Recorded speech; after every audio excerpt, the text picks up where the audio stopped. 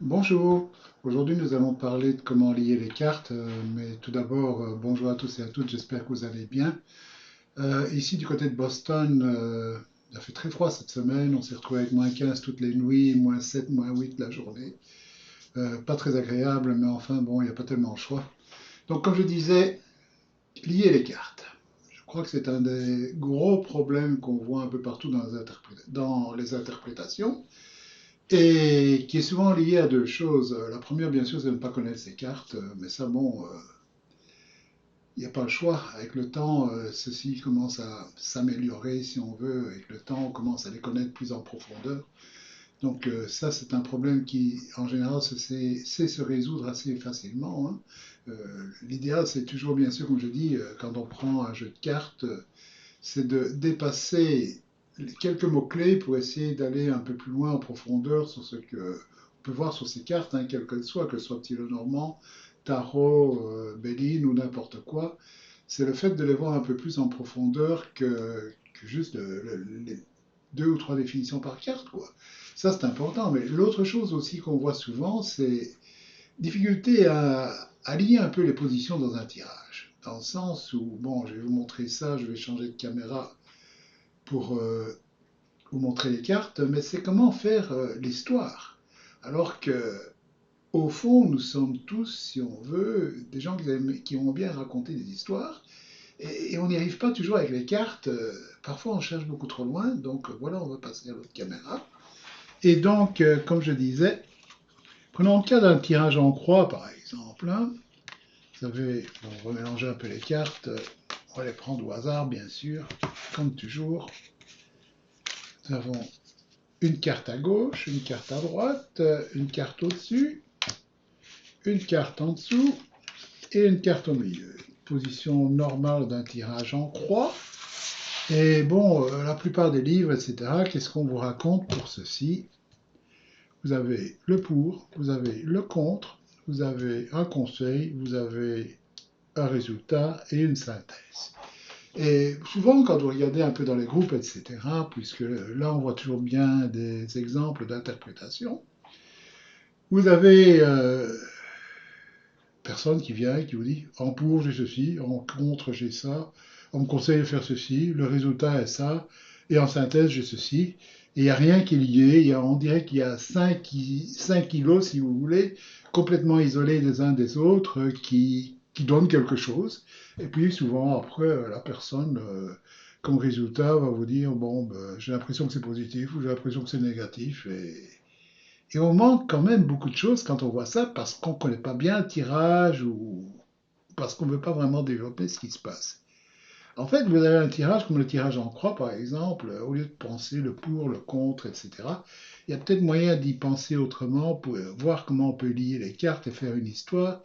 Et ça vient en connaissant le tirage et en l'utilisant de plus en plus. C'est pour ça que je dis toujours aussi, petite remarque en passant, il vaut mieux connaître un ou deux tirages extrêmement bien et les pratiquer, plutôt que d'essayer 150 tirages différents et échanger tout le temps, hein. J'ai connu quelqu'un ici aux États-Unis, par exemple, qui a pendant plus de 30 ans fait des croix celtiques et rien d'autre. Il les connaissait extrêmement bien, il était très fort avec. C'est pas un problème. Le fait de répéter tout le temps le même tirage permet de bien les connaître. Le tirage en croix est un tirage facile, un tirage avec peu de cartes, donc qui donne peut-être moins d'indications qu'une croix celtique, mais qui est déjà pas mal avec ces 5 cartes ici. Personnellement, j'y mets toujours des extensions, mais ça, ce sera pour une autre fois. Mais si on veut voir un petit peu comment on pourrait voir ceci à la place, moi, je considère toujours mon oracle ou mon tarot. C'est le Béline ici, mais bon, ça n'a pas d'importance. Je considère toujours mon oracle ici comme un ami avec qui je pourrais discuter d'une situation. Et quelle que soit la situation, hein, du style comme les questions classiques, est-ce que je vais obtenir le travail, comment va évoluer notre relation, que va-t-il se passer, va-t-il revenir, etc. Il y a toujours beaucoup de choses qui entrent en jeu, hein. Et bon, si votre ami était là et vous demandait un petit peu vis-à-vis de votre situation, on en discute et qu'est-ce qu'il dirait, par exemple, bon, quels sont tes points forts euh, pour la chose que tu veux? Quels sont tes points forts? Qu'est-ce qui est favorable pour toi? Et en même temps, quels sont tes points faibles? Qu'est-ce qui est défavorable? Mais là, déjà au départ, c'est pas deux cartes isolées. ces deux cartes qui font un peu de balance ici de ce qui se passe maintenant, de comment on se sent maintenant face à un problème ou à une situation. Et quel que soit ce qui se passe dans la vie, vous pouvez voir dans les films, pièces de théâtre, etc., c'est toujours la même chose. Il y a du bon et du mauvais toujours dans toute situation. C'est jamais parfait, c'est jamais tout mauvais. Il y a toujours une balance qui s'établit entre les deux. Une balance parfois où un côté est plus haut, ou parfois où l'autre côté est plus haut, mais il y a quand même une balance entre les deux. Et ça, c'est la situation telle qu'elle est maintenant, hein. On voyage tous ici entre le favorable et le défavorable. Qu'est-ce qui est bon, qu'est-ce qui n'est pas bon, qu'est-ce qui fait, comment on est maintenant. Et suite à ça, nous avons une position 3 ici au tirage en croix qui est souvent vu comme étant le conseil. Conseil qui n'est pas une carte isolée non plus, hein, parce que bon, le conseil, c'est comment agir suite à comment on est maintenant.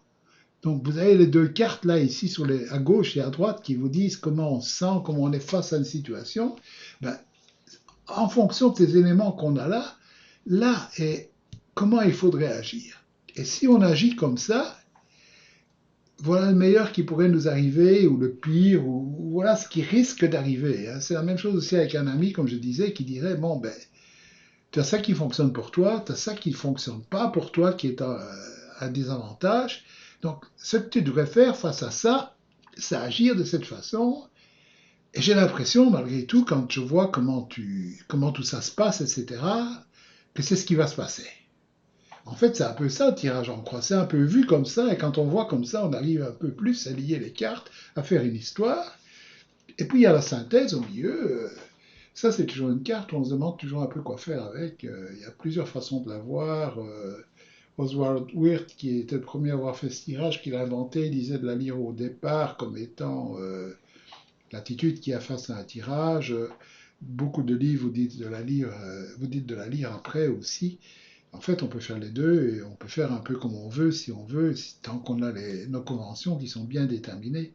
Et pour moi, en général, si je fais un tirage comme ceci sans extension, je la lis souvent après ou bon, avant un petit peu pour avoir une idée de ce qui se passe, mais on peut faire un résumé après si on veut. Et si c'est un tirage en croix que j'ai étendu, je la lis souvent avant parce que ça me donne un peu comment la personne se sent vis-à-vis du problème. En fait, une synthèse, si on regarde au dictionnaire, c'est quelque chose qui va lier le tout. Donc en fait, on pourrait dire, bon, ben, je te conseille de faire ceci, ça risque d'arriver si tu le fais, et bon, au total, que penser de tout ça? La synthèse, c'est un peu ça, c'est qu'est-ce qu'on pense de tout ça? Du style, par exemple, disons, je cherche pour un travail, voilà, un conseil de comment agir, et ici la carte qui me dit, oui, tu vas avoir le job que tu veux, quelque chose de merveilleux, etc. Et en synthèse, donc, bon, ben, qu'est-ce qu'il faut penser de tout ça à la longue, etc. Ça ne me plaît pas. Il y a quelque chose qui ne va pas dans ce job, c'est peut-être trop de déplacements, peut-être trop de travail, etc. Imaginez que vous avez ici honneur et là-bas despotisme, par exemple, donc un job où on est très qualifié pour le faire, tout va bien, etc., mais on se sent complètement coincé dedans. Donc c'est un petit peu ça, comme ça qu'on peut voir les différentes cartes et un peu comme ça qu'on peut les lire quand on fait une histoire. C'est vraiment essayer de lier tout. On va un peu voir ici avec un tirage, on pourrait dire ici, par exemple, j'ai pris les cartes avant, c'est pas important, hein, c'est juste un exemple. Disons, comment est-ce que je peux... Ah oui, une dernière chose avant de commencer. Euh, les questions oui et non et les questions passives, c'est pas toujours l'idéal dans un tirage non plus, hein. On voit plein de trucs comme ça, oui ou non, est-ce que quelque chose va arriver? Bon, ça, ce n'est pas une question qui est toujours très intéressante parce que, quel que soit le sujet, une réponse oui ou non ne va pas vous apporter grand-chose, hein. Des styles, par exemple, me dire est-ce que je vais avoir le travail? La réponse va peut-être être oui, et puis bon, on va se rendre compte que c'est pas un travail qui m'arrange, etc. Va-t-il revenir, par exemple, aussi question classique, oui, il va revenir, mais bon, la personne, quand elle pose la question, pense souvent qu'il va revenir et puis tout va aller parfaitement. Alors que bon, ici, on va peut-être vous dire, ben, vous savez, ça va pas aller, hein. Si, il va revenir, mais bon, les problèmes vont recommencer, par exemple. Ou alors, bon, Autre chose, il va pas revenir, non. Alors quoi? La personne elle va être déçue, elle va repartir quoi, très déçue, etc. Elle va pas revenir, mais bon, là on voit que quelqu'un d'autre va arriver, par exemple, quelqu'un de mieux. C'est un peu ça la synthèse aussi. Donc les questions oui/non, pour ça c'est extrêmement ennuyeux. Les questions passives sont extrêmement ennuyeuses aussi. Et ça c'est le sujet d'un livre que je vais écrire après avoir fini celui du petit Lenormand, c'est sur les tirages, questions, etc. Pour un peu voir tout ça. Mais les questions passives, vous savez, il n'y a rien de passif dans la vie. Hein. Style, est-ce que je vais rencontrer quelqu'un cette année? C'est une question classique aussi. Ben, je peux vous dire une chose, hein. Si vous restez passivement chez vous à regarder la télé sans rien faire, vous n'allez rencontrer personne. Alors, question passive comme ça, même chose pour un job. Si vous n'envoyez pas votre CV, si vous n'allez pas vous présenter, essayer de vous battre pour l'obtenir, bon, il n'y a pas beaucoup de chances de l'avoir. Donc ça, c'est important qu'il y a le pour et le contre, comme on disait. Il y a le conseil de comment agir aussi dans un tirage en croix, par exemple. Donc attention ici avec toutes les questions passives. Vous me demandez l'évolution de quelque chose ou ce qu'on peut faire pour faire évoluer quelque chose. Donc voilà un petit peu ce que je voulais dire à ce sujet-là. Donc si on disait par exemple, comme je pense que j'en ai déjà parlé tantôt, on va demander un peu comment peut-on évoluer dans notre étude des cartes, par exemple, pour essayer de lier un peu les cartes, etc. Qu'est-ce qu'on devrait savoir à ce sujet? Et si on commence comme ça, on pourrait voir par exemple, qu'est-ce qu'on a de favorable pour nous? Qu'est-ce qui nous arrange avec argent? Avec Mercure comme planète, etc. Oui, la carte s'appelle argent, mais c'est plus une corde d'abondance. Donc on parle de ressources, etc.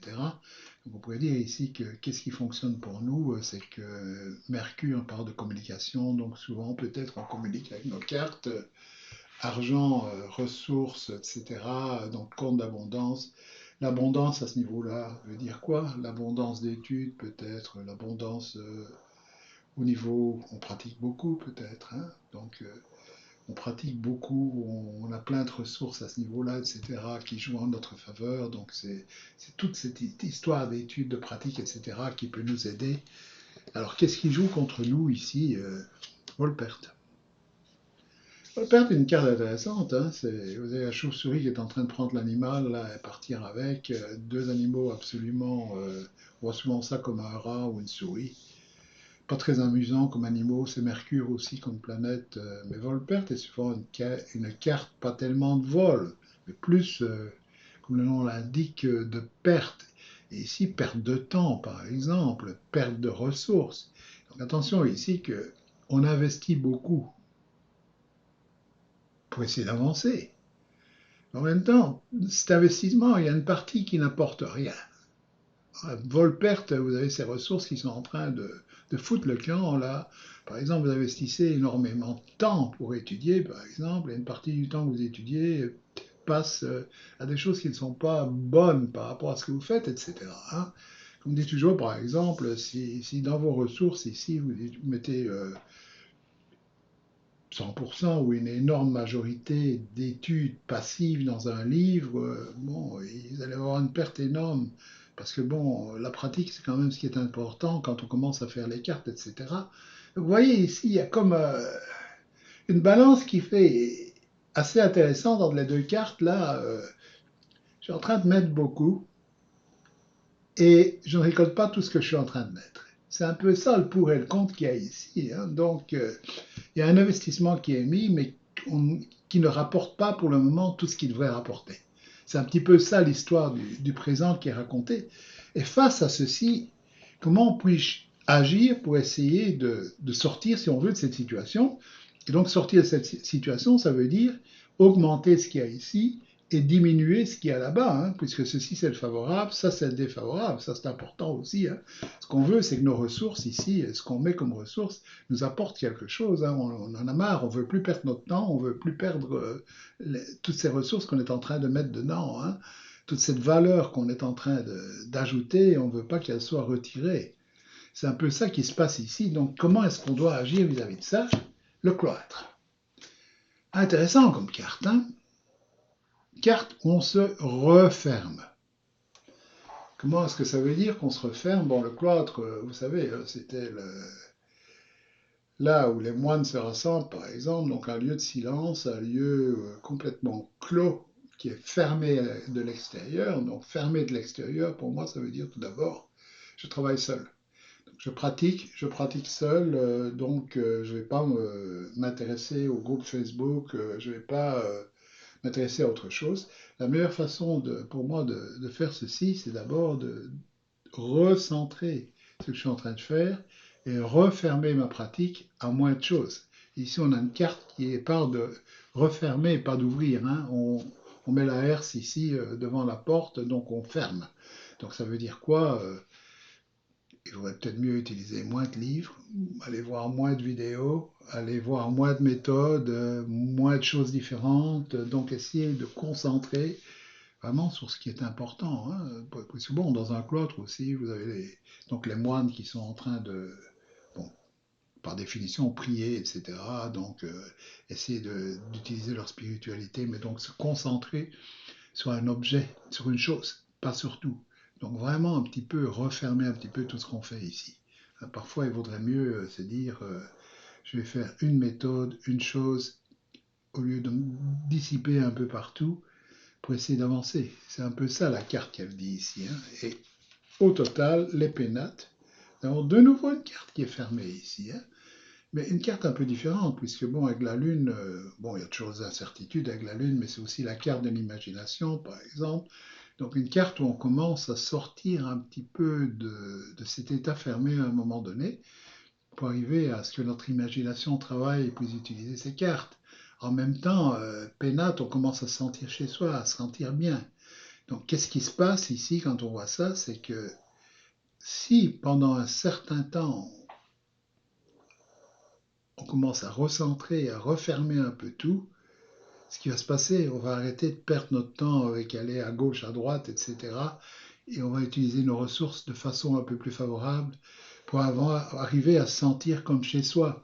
Ici, vous avez une tour solide où on se sent bien, évidemment, on est chez soi, on est vraiment à l'abri là, donc on est encore à l'abri, donc toujours dans un endroit qui est fermé et qui est clos, donc un peu moins clos que là-bas par exemple, hein. On n'a plus la herse ici qui est en train de fermer, mais bon, nous savons très bien que dans une maison il y a un peu plus de trafic que dans un cloître, etc., dans la vie, donc nous sommes toujours quand même encore dans un endroit qui est sécurisé, etc., si on veut, pour travailler, mais nous avons une amélioration ici qui est en train de se passer. Donc voilà un petit peu comment on peut voir ceci. Et alors, bon, au total, long terme, etc., qu'est-ce qu'on doit penser de tout ça? L'histoire de la femme. Donc peut-être qu'une femme peut venir vous aider, ça c'est certain. Mais il y a un autre aspect évidemment qui est toujours intéressant ici, si on voit Yin, Yang, etc., le fait que quand tous ces jeux ont été développés il y a plus ou moins pas loin de 200 ans maintenant, hein, tous ces jeux sont que ce soit ceci, Petit Le Normand, etc., c'est 19e siècle, milieu du 19e siècle. Donc à ce temps-là, l'homme était plus l'esprit rationnel et la femme était plus l'esprit intuitif. Donc ici, on voit comme une suite qui arrive ici, avec la lune ici qui est au-dessus de la maison, donc c'était l'intuition qui est en train d'arriver ici et qui va se développer de plus en plus. Donc la perception de nos cartes va changer avec le temps, dans le sens où on va être de plus en plus intuitif en les voyant, donc de moins en moins telle carte veut dire ceci, telle carte veut dire ça, on commence à les comprendre mieux, à voir un peu intuitivement comment tout se met ensemble, etc.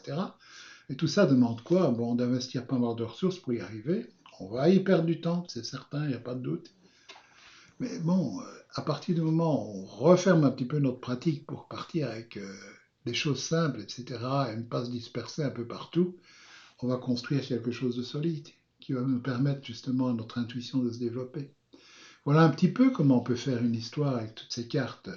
Donc c'est vraiment, je pense, le problème de base face à un tirage comme ceci.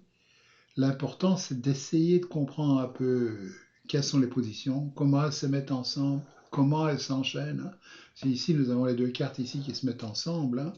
Et puis nous avons les deux qui sont en train d'aller vers ici pour voir comment sortir de ceci, pour essayer d'avancer. Et ça qui va nous faire arriver là. Donc il y a vraiment ici comme une chose qui se suit. Et puis évidemment au milieu, après, vous avez, bon, ben, et plus tard, au total, qu'est-ce qu'on pense de tout ça? Donc c'est un peu comme ça qu'on peut essayer d'avancer. Voilà, j'espère que ça vous a plu et ce sera donc à bientôt. Merci beaucoup. Essayez de pratiquer de plus en plus, c'est la meilleure façon de progresser.